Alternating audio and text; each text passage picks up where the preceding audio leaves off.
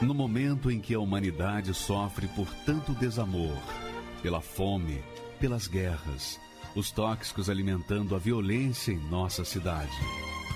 Esta emissora traz até você momentos de amor, paz e alegria, através de um programa feito com carinho para o seu coração.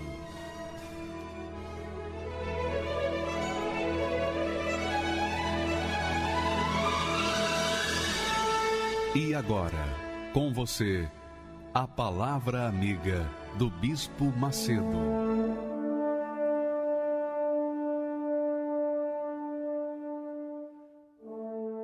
Muito bem, eu queria que você prestasse atenção à promessa mais gloriosa que Jesus fez. Olha só. A promessa mais gloriosa que Jesus fez para os seus seguidores, para os que creem nele de verdade, para os que sinceramente têm crido nele e têm seguido seus passos, que têm enfrentado tribulações, desafios, afrontas da fé. Ele prometeu exatamente ele fez essa promessa. Vamos ler. Essa promessa é antiga. Essa promessa aconteceu depois que Jesus ressuscitou. Depois que ele ressuscitou, é que ele fez essa promessa. Portanto, ele já estava ressuscitado quando entregou essa promessa para os seus seguidores, os seus discípulos, os que nele creem. Mas, disse ele, recebereis o poder do Espírito Santo. Quando nós colocamos aí o poder com letra maiúscula, é para justamente frisar a grandeza de Deus dentro de nós. O poder do Espírito Santo, você já imaginou você ter o poder do Espírito Santo? Já pensou? Você ter o poder do Espírito Santo dentro de você? Mas não é poder para você fazer simplesmente milagres. Não é poder para você simplesmente conquistar mundos e fundos ou conquistar todo o mundo. Não. O poder do Espírito Santo é para mudar a sua vida interior.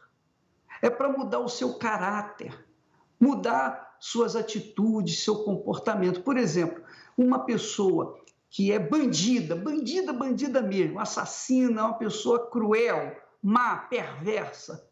Quando recebe o Espírito Santo, ela se torna como o mocinho, ela se torna uma pessoa boa, generosa, amável, boa de se conversar, de se lidar, porque ela tem o Espírito de Deus, o poder de Deus dentro de si. E o poder do Espírito Santo não é só para mudar a gente, já é uma grande coisa. Imagine mudar o nosso ser, o nosso caráter, a nossa maneira de ser e agir e comportar. Mas o poder do Espírito Santo nos dá a mente do Senhor Jesus Cristo. Você sabe lá o que é você ter a mente de Deus, pensamento de Deus, as ideias de Deus, a sabedoria de Deus, a direção de Deus, a visão de Deus. Sabe lá o que é você ter dentro de você o espírito da compaixão, da misericórdia, do perdão. Por exemplo, quantas pessoas dizem, eu tenho o Espírito Santo, mas não conseguem perdoar. Então não tem o Espírito Santo. Porque o Espírito Santo é perdão. Não tem como a pessoa ter o Espírito Santo e não perdoar. Não há como a pessoa ter o espírito do amor e odiar. Não há como a pessoa ter o espírito da verdade e andar na mentira. Não há como a pessoa ter o espírito de poder, que é o Espírito Santo, e viver na fraqueza, ou ser fraca, débil. Não há como. Você que me assiste aí agora, que talvez você esteja aí revoltado por conta da situação, da afronta que você está sendo desafiada, você está sendo afrontada pelo Senaqueribe da doença, do câncer, você está sendo afrontada pela depressão, a tristeza, a angústia, o vazio enorme, o buraco imenso dentro de você. Ora, minha amiga, quando você recebe o Espírito Santo, o vazio vai embora, o buraco desaparece, a tristeza dá lugar à alegria. É muito legal. Você tem o poder do Espírito Santo, você tem o poder da alegria e tem o poder da paz, mesmo no meio da guerra. Você pode estar guerreando, você pode estar lutando pelo pão nosso de cada dia, você está lá lutando, mas se você tem o espírito de poder, o Espírito de Deus, você tem o espírito da paz e você, dentro de si, carrega a paz. E essa paz sustenta você, mantém a sua cabeça no lugar, mantém a sua cabeça fria para tomar a devida atitude para enfrentar os seus desafios, para enfrentar, inclusive, o Senaqueribe. Quando você tem o poder do Espírito Santo, você enfrenta qualquer Senaqueribe da vida. Agora, claro, quando a pessoa tem o Senaqueribe na vida, então ela fica refém das ameaças de Senaqueribe. Ela fica refém das dúvidas, dos medos. Ela fica refém das ansiedades. Ela fica refém das preocupações. Isso é que tem acontecido nesse mundo. Mas quando ela recebe o poder do Espírito Santo, ela não vive mais no pecado. Ela não vive mais sujeita ao pecado. Porque quem tem o poder do Espírito Santo jamais vai se sujeitar ao pecado. O pecado não tem mais domínio sobre a pessoa que tem o Espírito de Deus, que é o poder do Espírito Santo. Então, quando Jesus promete nos dar o Espírito dele, o Espírito Santo, ele fala, vocês vão ser minhas testemunhas. Vocês serão minhas testemunhas. E nós temos hoje uma testemunha magnífica, que é a Sara. Você vai ver no testemunho da Sara a presença de Deus. Você vai ver o testemunho dela, que ela tinha tudo aos seus pés. Ela tinha tudo, ela era uma princesa, uma princesíssima, mas queria se matar. Por que ela queria se matar? Tendo o mundo aos seus pés. Bem, faltava-lhe o espírito da vida, o Espírito de Deus. E ela vai falar sobre isso e vai mostrar Deus para vocês, vai mostrar Deus para o mundo, vai testemunhar do Senhor Jesus, da ressurreição do Senhor Jesus com a sua própria vida. Vamos assistir a Sara falando. Meu nome é Sara Cipriani, eu tenho 25 anos, eu estudei Relações Internacionais. Mesmo minha família sendo da área da saúde, meu pai médico, dono de uma clínica com psiquiatras, psicólogos e minha mãe enfermeira, eu sempre sofri de depressão. Minha mãe sempre me disse que eu era uma criança atípica, que eu era mais quietinha, que eu não tinha tanta amizade na escola, mas eu fui perceber mesmo que eu era depressiva com 13, 14 anos, porque eu via os pacientes do meu pai com os mesmos sintomas que eu, sendo tratados à base de remédio. Tanto que eu falei para minha família, falei, não, eu quero remédio também. Eu passei com vários profissionais da clínica e eu via as outras pessoas tendo uma melhora do quadro e eu não, eu continuava triste, continuava infeliz.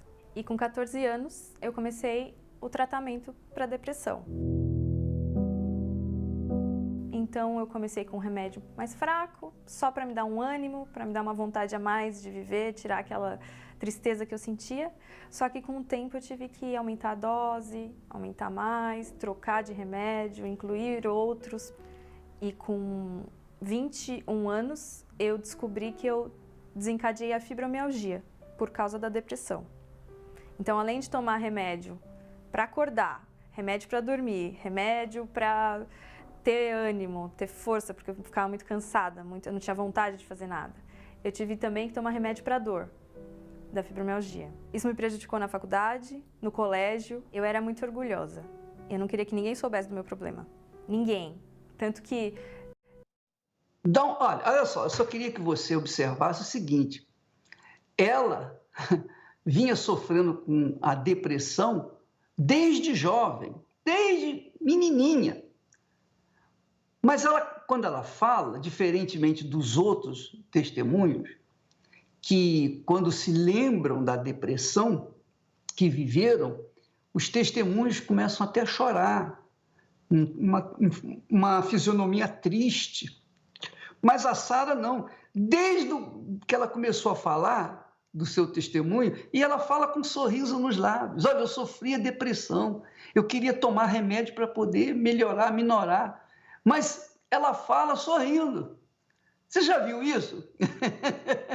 Não é interessante? Por quê, hein? Bom, ela vai dizer, você vai ver a diferença. Só queria chamar a sua atenção o seguinte, que ela está contando a desgraça dela com um sorriso nos lábios. Não é diferente? Não é engraçado isso? Paradoxo, não é verdade? Vamos continuar assistindo. Só meus pais sabiam, e os médicos que eu passava. Só que a minha fuga era viajar. Não era um hobby, como qualquer outra pessoa normal. Não, eu viajava para fugir da minha realidade. As meninas da minha idade falavam, nossa, sua vida é perfeita, você tem tudo que você quer, sua família é bem estruturada. Eu fui para 43 países, achando que eu ia encontrar em algum lugar o que me faltava. Conhecia culturas diferentes, só que eu vivia numa prisão. A prisão estava dentro de mim. Não adiantava sair do meu país, achando que os problemas eram externos. O problema estava em mim.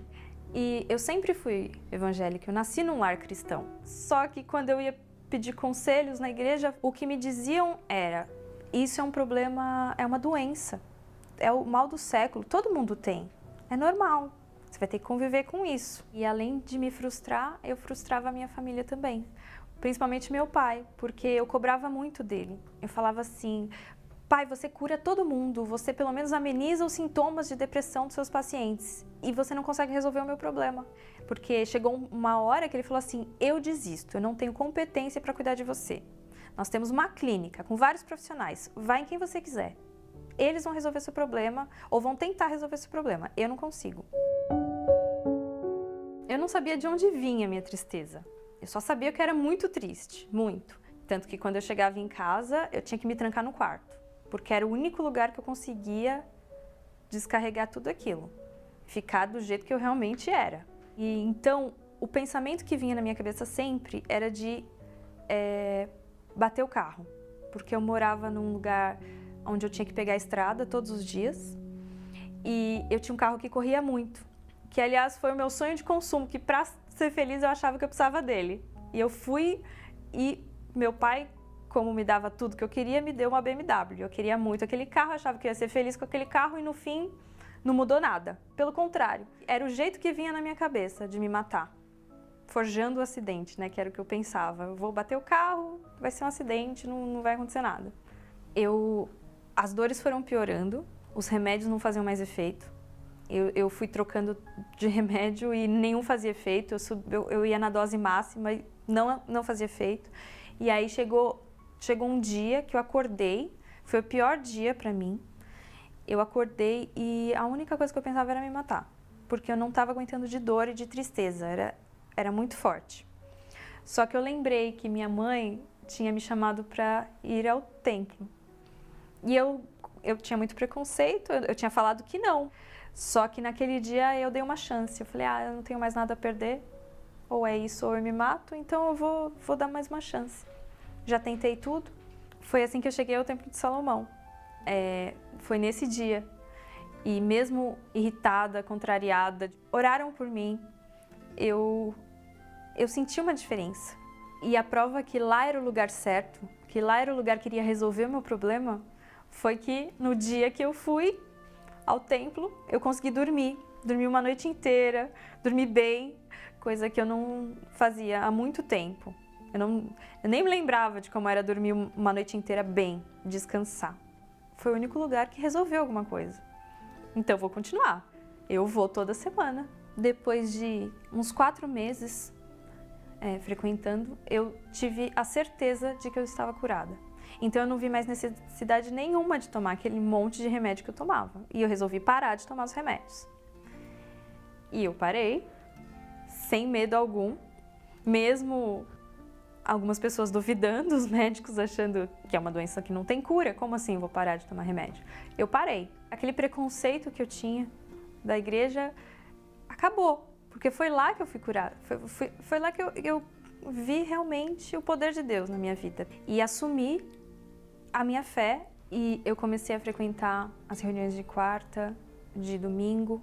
Então, eu comecei a ouvir mais sobre o Espírito Santo. E no começo para mim foi muito confuso, porque como eu era de outra denominação, eu acreditava que era uma coisa completamente diferente. Para mim eu tinha o Espírito Santo. Só que ao mesmo tempo, como eu teria o Espírito Santo, como eu tinha Deus em mim, o Espírito de Deus em mim, se eu era depressiva e triste? Isso não fazia sentido. O que me fez ter certeza que eu não tinha o Espírito Santo na minha vida era porque um dos sinais que a pessoa tem Espírito Santo, ela não tem medo do amanhã, ela se preocupa em ganhar almas, ela se preocupa com as outras pessoas. Então, eu era muito egoísta, mesmo depois da minha cura, eu pensava assim, eu fui curada, cada um com seus problemas. Eu não tenho que... Eu não me preocupo com as outras pessoas. Se eu conseguir, as outras pessoas vão... Os outros vão conseguir também, eu não vou ficar falando para todo mundo. E eu era insegura. Eu tinha medo, eu não sabia o medo que eu tinha. E com isso eu reconheci que eu não tinha o Espírito Santo. Não tinha. Eu conhecia a palavra, eu conhecia a teoria, mas eu queria ele em mim. Então eu comecei a buscar. Eu comecei a ir mais, me aprofundar nas reuniões de busca do Espírito Santo. Então eu ia sempre, de quarta e domingo, eu não faltava. Eu comecei a pedir o Espírito Santo nas minhas orações. Eu comecei a jejuar.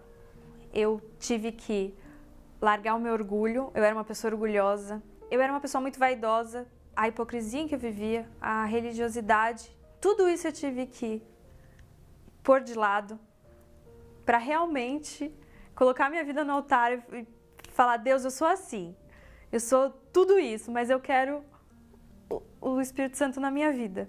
Eu pensei, antes de sair de casa, hoje eu não saio sem o batismo da reunião, eu não saio.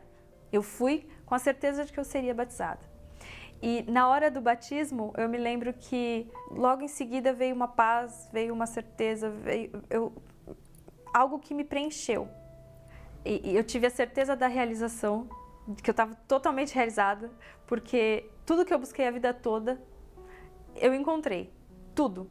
O que eu não encontrei em médicos, em remédios, em viagens, em coisas, em pessoas, eu encontrei com o Espírito Santo. O que eu queria a partir daquele momento era contar para as pessoas, olhar para as pessoas como almas. O que eu tinha recebido naquele momento eu queria passar para todas as pessoas. E hoje eu sou uma pessoa feliz, uma pessoa completa, realizada, independente das situações.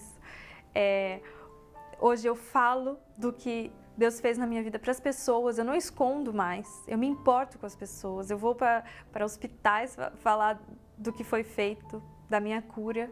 E hoje eu percebo que eu realmente tenho relacionamento com Deus, que não é só na teoria, que depois do batismo do Espírito Santo eu tenho experiências com Ele.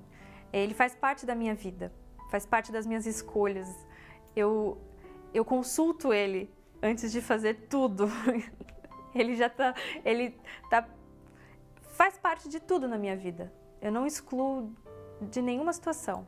E hoje eu não preciso mais fingir uma pessoa que eu não sou. A máscara que eu usava antes, ela não existe mais. Hoje eu vejo que o Espírito Santo para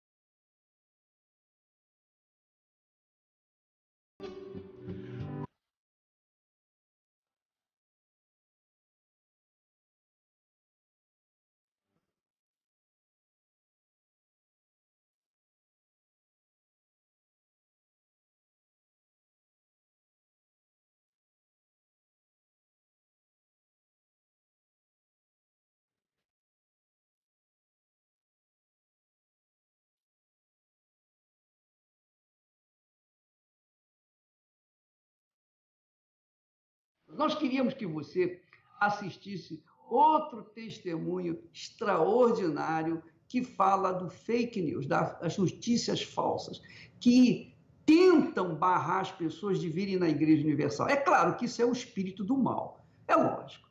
Quem espalha notícia falsa, com certeza, no mínimo tem um espírito de Satanás dentro de si. No mínimo tem um espírito de Satanás, porque quer impedir os outros de conhecer a verdade e serem libertos, como é o caso dessa criatura. Vamos assisti-lo, por favor. Meu nome é Tatiane, eu sou psicóloga, tenho 28 anos. Eu ouvi muita coisa sobre a igreja, eu via notícias na revista também. Eu lembro uma muito marcante que tinha sido um evento e eles arrecadaram muito dinheiro nesse evento. E aí tinha a imagem dos pastores carregando sacos. E falavam naquela matéria, falava que era dinheiro que eles tinham tirado do povo. Então aquilo ia ficando enraizado dentro de mim. A ideia que eu tinha da igreja era que eram pessoas que queriam tirar até aquilo que os outros nem tinham para dar. A gente ouvia falar que o Bispo Macedo tinha intenções ruins, que ele era uma pessoa que manipulava a mente das outras pessoas, que fazia lavagem cerebral nas pessoas e que quem era da igreja não tinha plena consciência do que estava fazendo. A mídia trazia essa confiança, a credibilidade. Que você vê na TV, você acredita que é verdade. Você não vai questionar, você não vai perguntar, será que é isso mesmo? Não, você recebe aquilo como uma notícia. Vocês já repararam isso? Todas as pessoas, quase todas as pessoas que falam, dão testemunhos do fake news, contra o fake news, elas costumam dizer assim, eu sempre ouvia dizer que o Bispo Macedo controlava a mente das pessoas, tirava das pessoas até o pouco que elas tinham. Quer dizer, as pessoas que vinham na igreja ou que vêm na igreja eram pessoas que não pensavam, que naturalmente davam tudo, ou melhor, eram roubadas com tudo que tinham dentro de si.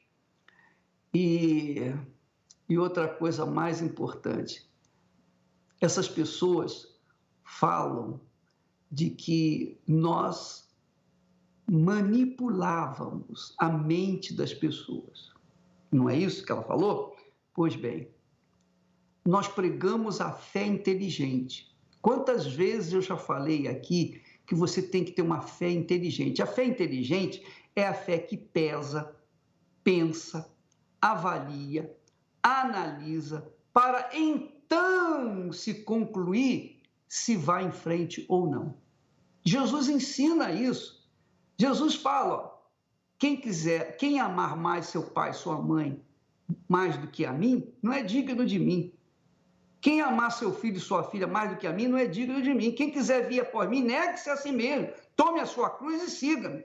Depois ele fala assim, qual é a pessoa, qual é o homem que, tendo começado, antes de começar a construir uma torre, um edifício, sem que primeiro sente-se, faça os cálculos, veja se tem condições para terminar esse edifício, essa torre, para que depois, não tendo começado essa torre, pare no meio do caminho por falta de recursos. Quer dizer, o próprio Senhor Jesus nos ensina a pensar, a sentar, a pesar, a avaliar, se a gente tem recursos, se a gente tem coragem para assumir uma fé em alguém invisível. Quer dizer, a fé é uma coisa invisível. A fé é invisível, como Deus é invisível. Agora, é claro, quando você manifesta a fé inteligente na palavra dele, então a fé se materializa na nossa vida, que é o caso dessa jovem. Você vai ver o testemunho dela, que ela viu, ela é psicóloga. Eu faço a cabeça dos outros e os psicólogos que têm dado testemunho aqui, e os médicos, né? Os psicanalistas, pessoas inteligentes, as pessoas que fizeram faculdades, pessoas, doutor disso, doutor daquilo, que vieram precisando de ajuda. E essas pessoas também foram manipuladas? Também foram. Será que essa moça foi manipulada sendo psicóloga? Hein? É só pensar um pouquinho, só um pouquinho. Pense, minha amiga, pense, meu amigo, só um pouquinho. E você vai tirar a conclusão que tudo é uma farsa, a farsa das notícias, falsas notícias a nosso respeito, a respeito do trabalho da igreja. Vamos continuar assistindo, então, esse testemunho, mas eu só queria parar um pouquinho para você pensar comigo, porque como que uma psicóloga vem na igreja e recebe o que ela recebeu? Se eu faço a cabeça das pessoas, uma psicóloga é uma pessoa, é uma criatura que entende do assunto e ela sabe quando se manipula ou não a mente das pessoas. E ela veio na igreja e recebeu essa libertação. Vamos continuar assistindo, por favor.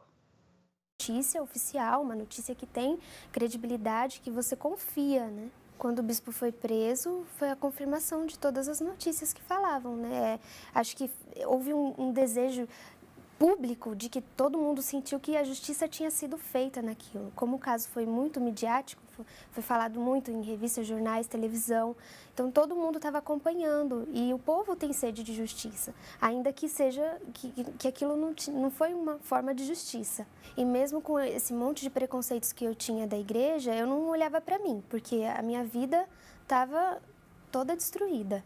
Tinha problemas familiares, problemas interiores, comigo mesma, não me aceitava, a minha aparência, tudo era um problema para mim. Eu via as coisas de uma forma muito negativa, me via como incapaz, o outro sempre era melhor que eu. E isso veio me trazendo uma tristeza, uma amargura no meu espírito que foi me definhando. Foi me fazendo uma pessoa muito triste a ponto de desejar a morte. Quando eu conheci o Matheus, que hoje é meu esposo, ele tinha algo diferente. Eu vi uma paz dentro dele, um jeito de falar, uma paz. Ele me transmitia aquilo que eu sempre busquei. E ele era uma pessoa muito tranquila, uma pessoa muito alegre. E eu queria aquela alegria dentro de mim também. E ele era uma pessoa diferente, tinha caráter, respeitava as outras pessoas, tratava bem. E aí eu perguntei para ele, né, conversando, ele falou, olha, tem um lugar que eu vou, que eu sei que pode resolver os seus problemas. Porque eu conversei com ele sobre aquilo que eu estava vivendo, né? E aí foi no dia que ele me chamou para ir na Igreja Universal. Quando ele me chamou para ir na igreja, eu pensei, poxa, tem que ser universal? Eu pensei, vou ver, né? Vou tirar a prova, porque me falaram muitas coisas, mas chegou a hora de eu ver com meus próprios olhos. Se for tudo isso que eles estão falando, vai ser a primeira e a última vez que eu vou pisar lá. Mas se não for, pode ser a oportunidade de mudar minha vida. Primeira vez que eu pisei na igreja, eu fui muito armada, eu fui cheia de defesas, mecanismos de defesa total ali. Desde do modo que eu me sentei até para ouvir, eu já fui com pré-julgamento, já fui desconfiada, né? Já fui ouvindo o que o pastor falava e tudo eu interpretava assim, será que é isso mesmo? Já vinha julgando, mas eu precisava de ajuda. E isso que me fez falar, não, vou ouvir e vou dar uma chance. E aí eu fiquei prestando atenção em tudo, em cada detalhe. Só que eu usei a minha inteligência, porque a reunião tem 1h30 e o pastor não gastou nem 5 minutos para pedir a oferta. O resto de toda a reunião, ele ficou cuidando da gente, da nossa alma, né? Ele fez oração por nós, ele pregou a palavra de Deus, ele ensinou como usar a fé. E em 5 minutos, de 1h30, ele falou sobre a oferta. E ninguém foi obrigado a nada. Eu saí muito surpresa. E eu aprendi que Deus não é só uma história da Bíblia. Ou é só uma leitura que você vai lá, ou que você faz para descargo de consciência, né? Eu fui na igreja hoje. Não, é uma coisa muito maior que isso. E dia após dia eu fui construindo um relacionamento com Deus e eu fui vencendo os meus conflitos, eu fui tratando as minhas feridas, eu fui restaurando o meu relacionamento com a minha família, vendo a minha vida, do que aconteceu antes e do quanto tempo eu levei para chegar até a igreja por conta desses preconceitos, eu vejo que eu perdi muito tempo. Eu perdi muito tempo embrulhada nos meus problemas, sendo que se eu chegasse antes, eu teria resolvido muito, muito mais rápido. Então hoje eu aprendi através da fé inteligente a conquistar minhas coisas. Hoje eu tenho meu carro, eu estou conquistando meu apartamento, eu sou uma mulher casada, sou feliz no meu casamento. Sem sombra de dúvida, a minha maior conquista é o Espírito Santo. Porque tudo é passageiro e a única coisa que não passa é o Espírito Santo dentro de nós, é essa paz, é esse amor que a gente sente pelas outras pessoas, né? Eu pude contemplar como Deus me via. Dentro da psicologia, a gente tem várias ferramentas de trabalho. Cada profissional escolhe a ferramenta que gostaria de trabalhar. Tem os psicólogos que trabalham com a linha de Freud, os psicólogos que trabalham com a linha cognitiva comportamental. Eu aprendi muitas ferramentas de como resolver conflitos de casais, de problemas, mas a maior faculdade que eu fiz foi a faculdade da fé. Porque a fé, ela é uma ferramenta que é sobrenatural, que ela resolve qualquer problema. Então, lá na igreja, através das reuniões, eu aprendi o que faculdade nenhuma ensina. Eu vejo na minha vida um milagre, e eu vivo esse milagre, mas porque eu aprendi a como usar essa ferramenta. E eu gostaria de agradecer ao bispo, porque eu agradeço muito a vida dele, eu agradeço muito os sacrifícios que ele fez para que a igreja fosse aberta, para que tudo acontecesse e para que essas almas fossem ganhas. Tem totalmente o meu respeito, a minha admiração, e eu sou muito grata e vou ser grata o resto da minha vida pelo ganho da minha alma para o Senhor Jesus.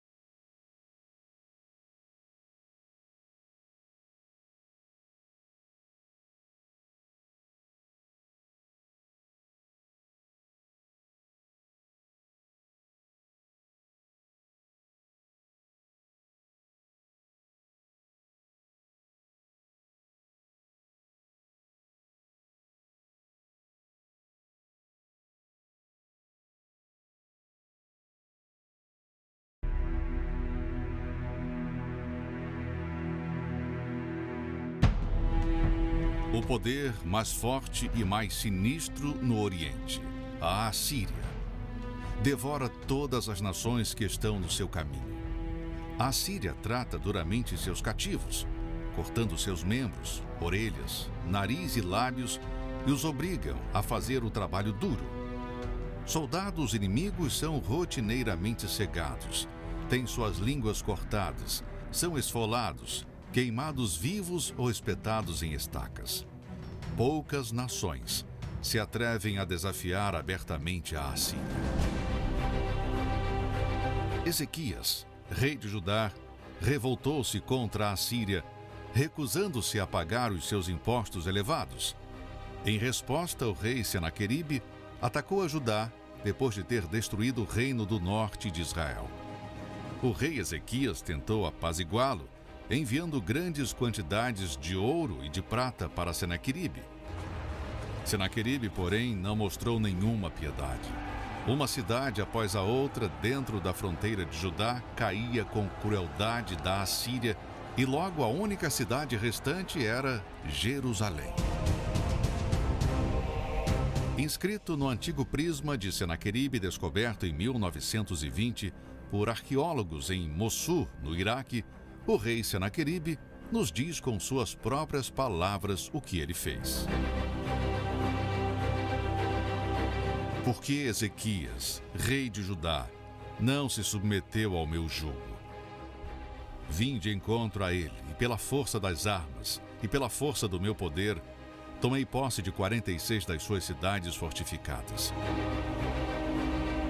E a Ezequias, o judeu, prendi em Jerusalém, sua cidade real, como um pássaro enjaulado.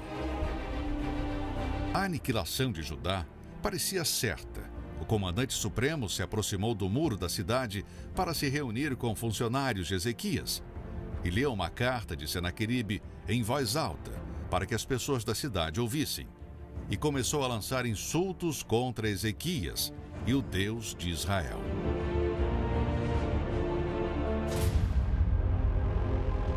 Quando o rei ouviu isso, rasgou suas roupas, entrando no templo e espalhando a carta ameaçadora diante de Deus.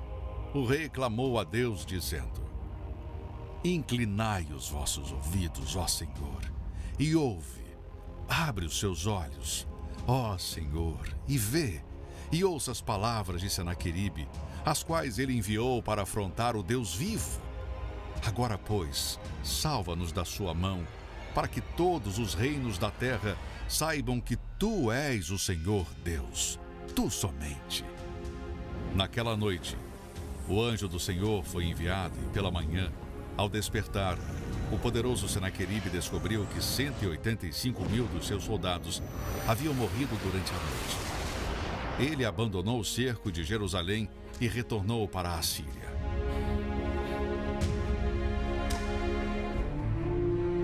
Pouco tempo depois, Senaqueribe estava adorando no templo de seu deus Nisroque, quando 2 de seus filhos o feriram com espada e o mataram. E seu filho Esarhadon reinou em seu lugar. E assim, o que Deus disse através do profeta Isaías aconteceu. O rei da Assíria não entrará nesta cidade, nem lançará flecha alguma. Pelo caminho por onde veio, por esse mesmo voltará, e nesta cidade não entrará. Porque eu defenderei esta cidade para livrá-la por amor de mim e por amor do meu servo Davi. No século 8 a.C., o temido rei assírio Senaqueribe foi derrotado por Ezequias, rei de Judá, e seu Deus, para todo mundo ver. Existe um Senaqueribe em sua vida? Meu nome é Sandra, eu tenho 42 anos. Eu cheguei na Igreja Universal, eu tinha 30 anos, né? Depois de uma depressão, uma angústia, um vazio na alma, tentado suicídio. E quando eu cheguei na Igreja Universal, eu aprendi a usar a fé, né?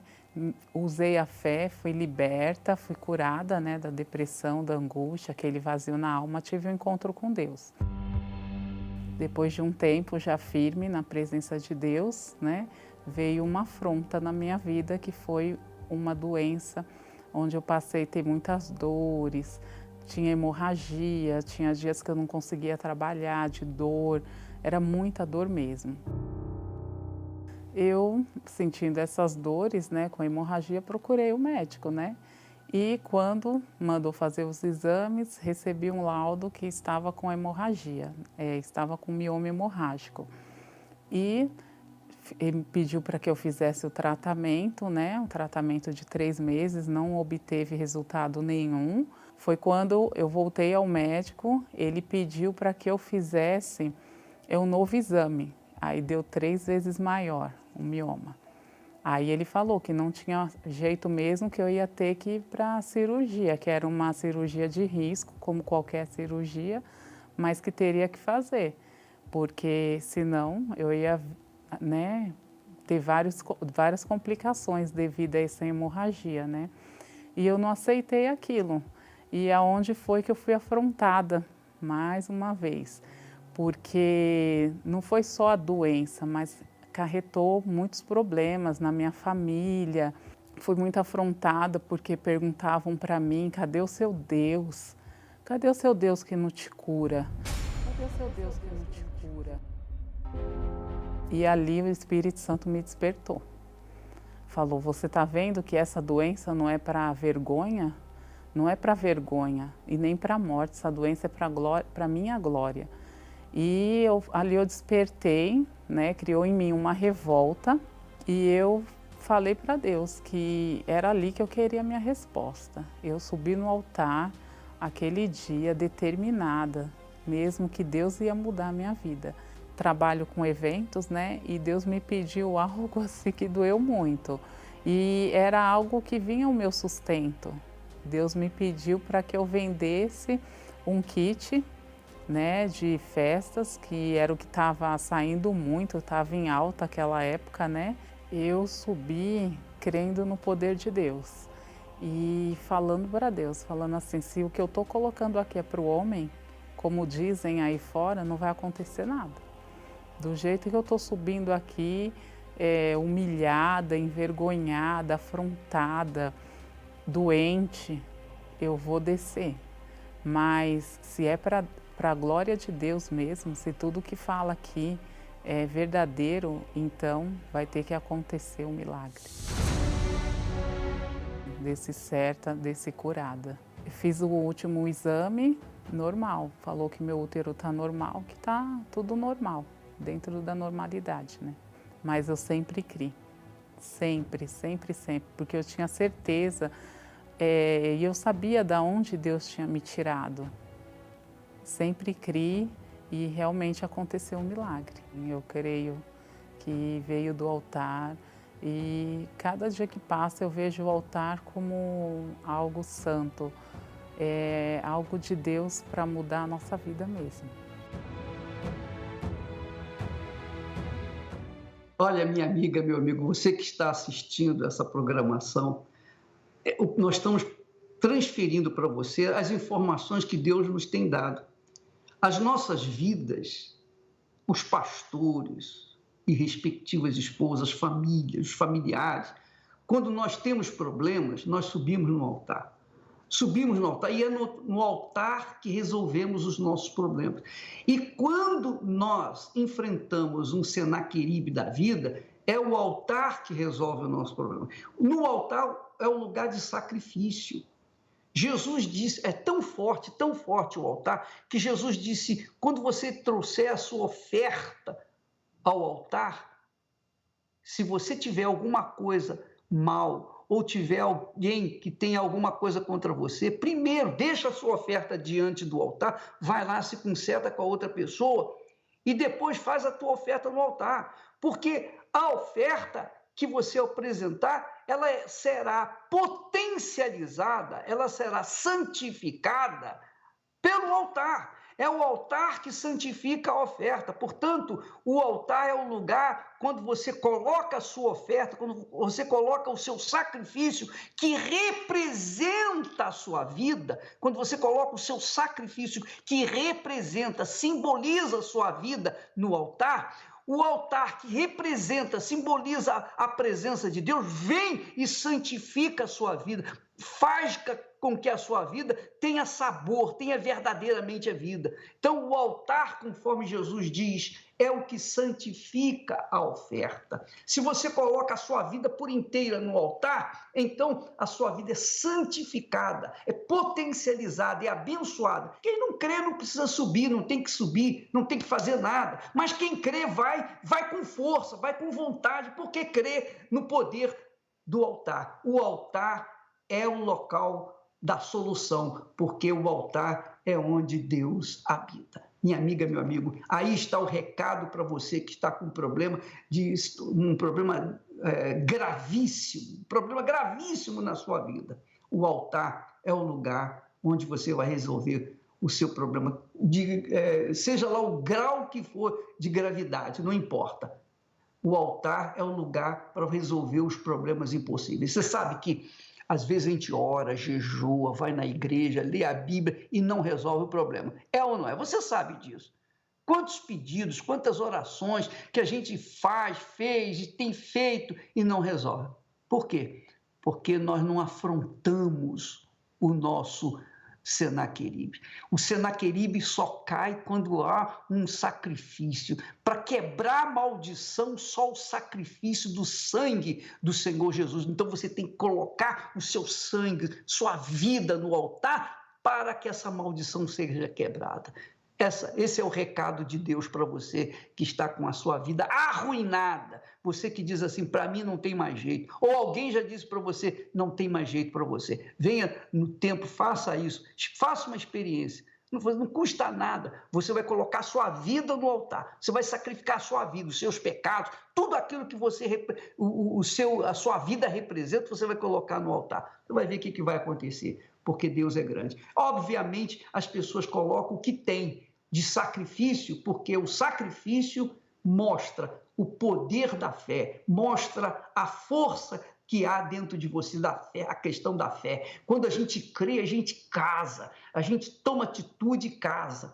Enquanto a gente não crê, a gente fica só namorando, só ficando com a pessoa. Mas quando a gente crê, tem uma fé sólida, uma fé fundamentada, alicerçada na palavra de Deus, a gente sacrifica, a gente se entrega e aí vem a resposta de Deus. Graças a Deus. Vamos assistir, então, minha amiga, daqui a pouquinho nós vamos fazer uma oração em seu favor. Vamos ouvir essa mensagem, essa vinheta e voltaremos já já. Neste domingo, direto do Templo de Salomão, o grande clamor contra as afrontas da sua vida. Se você vive afrontado, foi traído e o casamento acabou, foi diagnosticado com uma grave doença, os filhos nas drogas, perdeu o emprego, faliu, creia, é possível vencer essas afrontas. Assim como o rei Ezequias não aceitou as ofensas e ameaças de Senaqueribe, rasgou suas vestes reais, vestiu pano de saco, foi ao templo, apresentou a Deus a carta de afronta e disse: Inclina, ó Senhor, o teu ouvido e ouve. Abra, Senhor, os teus olhos e vê, e ouve todas as palavras de Senaqueribe, as quais ele enviou para afrontar o Deus vivo. Agora, pois, ó Senhor, nosso Deus, livra-nos da sua mão, e assim saberão todos os reinos da terra que só tu és Senhor. Naquela mesma noite, o anjo do Senhor foi enviado e Senaqueribe foi derrotado, e os seus 185.000 soldados foram aniquilados. Houve a vitória.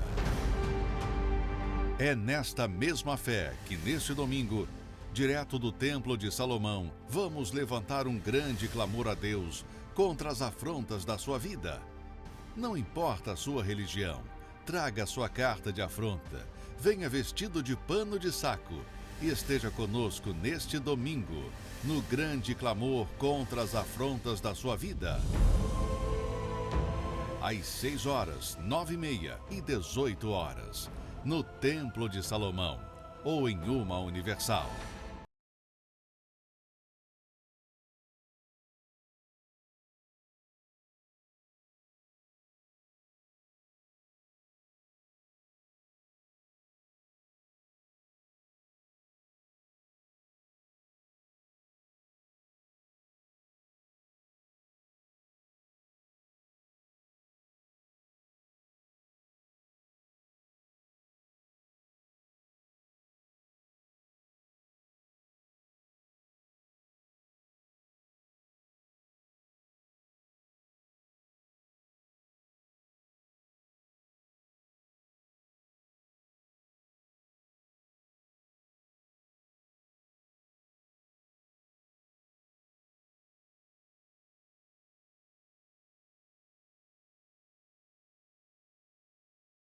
meu Pai.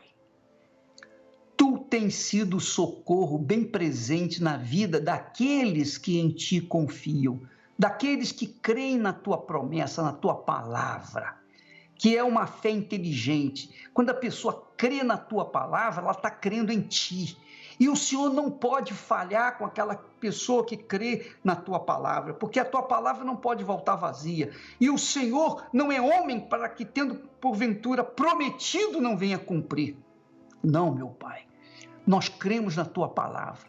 A tua palavra não apenas nos ensina a vida, mas a tua palavra nos remete a uma fé inteligente, capaz de alcançar montanhas, de subir montanhas, capaz de realizar o impossível, porque é a tua palavra, não são os nossos méritos, não, meu Senhor, mas a crença na tua palavra.